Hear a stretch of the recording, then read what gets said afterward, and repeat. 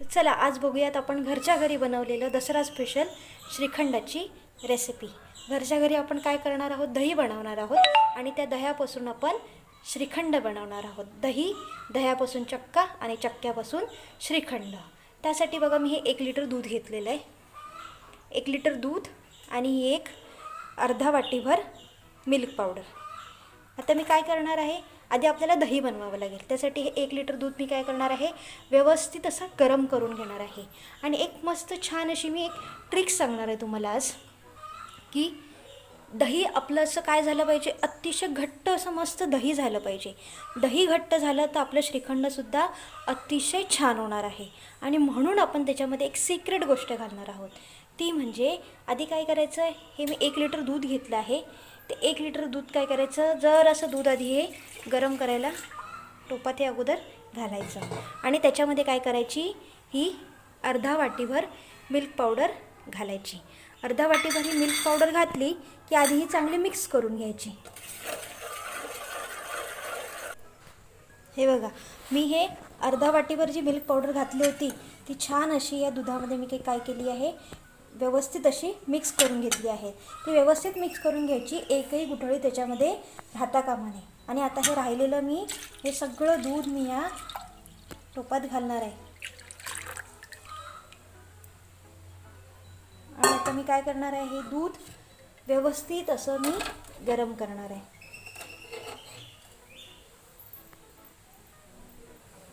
हे बघा हे दूध मी गरम करायला ठेवलेलं आहे। आता हे दूध चांगलं व्यवस्थित उकळेपर्यंत आणि त्याच्यानंतर त्याला आणि चांगलं जरासं व्यवस्थित गरम करायचं आहे। व्यवस्थित ते दूध घट्ट असं होईल, कारण आपण त्याच्यामध्ये मिल्क पावडर घातली आहे।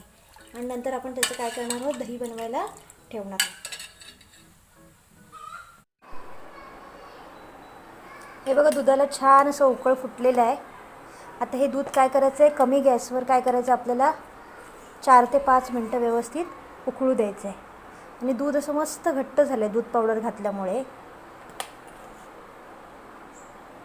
हे बघा मस्त असं एक थिकनेस एक दुधाला येतो दूध पावडर घातल्यामुळे।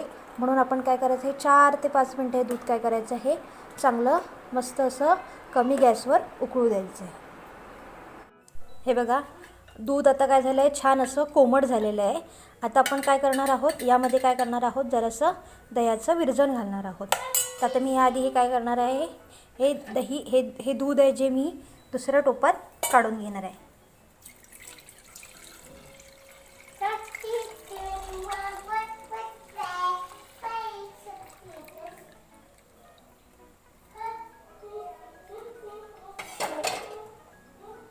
हे बघा दही मी हे काय केलं आहे, मी दूध जे आहे मी काय केलं आहे, दुसऱ्या टोपात काढून घेतलेलं आहे।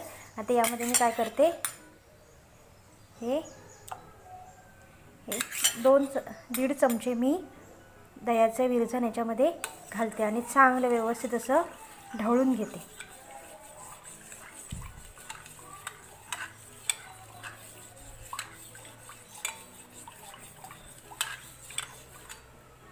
मस्त असं मी हे ढवळून घेतलेलं आहे। आता मी काय करणार आहे, हे व्यवस्थित असं झाकून मी हे ठेवून देणार आहे। 8 ते 10 तास मी याला काय करणार आहे, व्यवस्थित झाकून असं ठेवणार आहे। जर आपल्याला वाटत असेल की बाहेरचं वातावरण थंड आहे, तर आपण काय करायचं, हे व्यवस्थित एका ठिकाणी ठेवायचं आणि त्याच्यावरून काय करायचं, जाड अशी शॉल त्याच्यावर झाकून ठेवायची।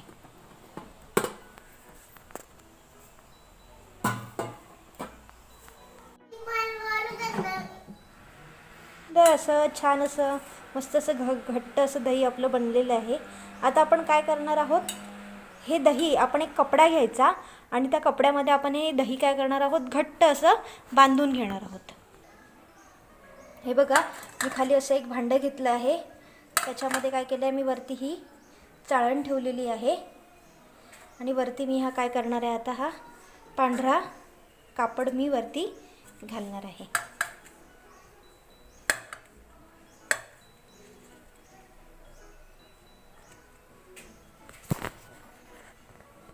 हे बघा असं मी या प्रकारे काय करणार आहे, रेफ्रिजरेटरमध्ये असं ठेवून देणार आहे। जेवढा जास्त वेळ ते राहणार फ्रीजमध्ये तेवढंच दही आपलं असं छान असं होणार आहे. हे बघा, मगाशी आपण काय केलं होतं, ते दही बांधून ठेवलं होतं एका कपड्यामध्ये घट्ट. ते काय झालं आहे, हे बघा किती छान असं सॉफ्ट असं झालेलं आहे. आता ते मी कपड्यातनं काढून घेतलं आहे. एकदम असं ते मऊसूत झालेलं आहे.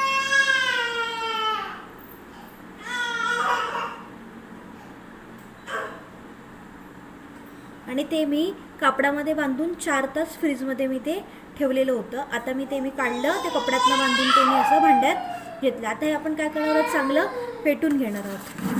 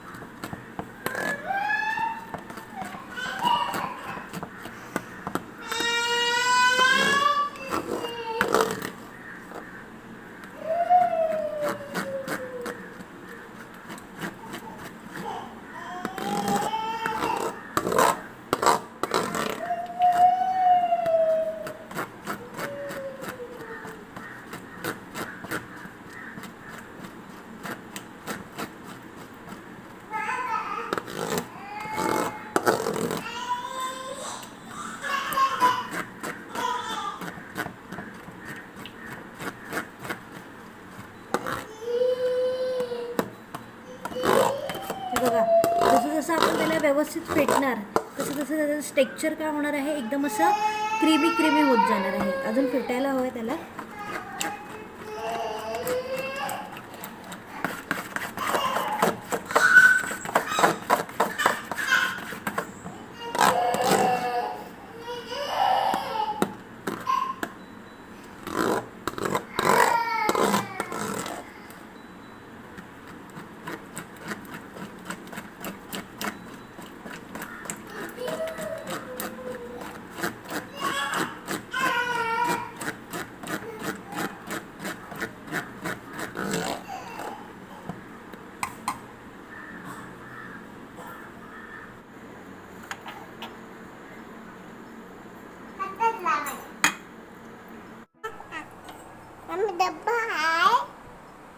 हे बघा, आपलं छान असं श्रीखंड झालेलं आहे. त्याच्यात मी वेलची पावडर घातली आणि जराशे ड्रायफ्रूट्स घातलेत आणि ते जराशे ड्रायफ्रूट्स मी गार्निशिंगसाठी ठेवलेले आहेत. आता छानपैकी एका बाउलमध्ये काढून घेऊया आणि त्याला गार्निश करूया. हे बघा, मी एका बाउलमध्ये त्याला काय केलं आहे, व्यवस्थित असं काढून घेतलं आहे. हे बघा किती छान आणि सुंदर असं आपलं काय झालं आहे, श्रीखंड तयार झालं आहे. आता आपण त्याला काय करूया, गार्निश करूया. त्याच्यावरती आधी आपण घालूया केसरचं पाणी. मी केसर जराशे 10-15 मिनटं पाण्यात घालून ठेवले होते आणि त्याच्यामध्ये घालूया ड्रायफ्रूट्स. प्रकारे मी जरासं केशरचं दूध घालून आणि वरती ड्रायफ्रूट्स घालून श्रीखंड असं मी गार्निश केलं आहे. अतिशय सुंदर असं मस्त फ्लफी असं मस्त आपलं श्रीखंड झालेलं आहे तयार. माझी रेसिपी आवडल्यास नक्कीच माझ्या चॅनलला लाईक करा, शेअर करा आणि सबस्क्राईब करा.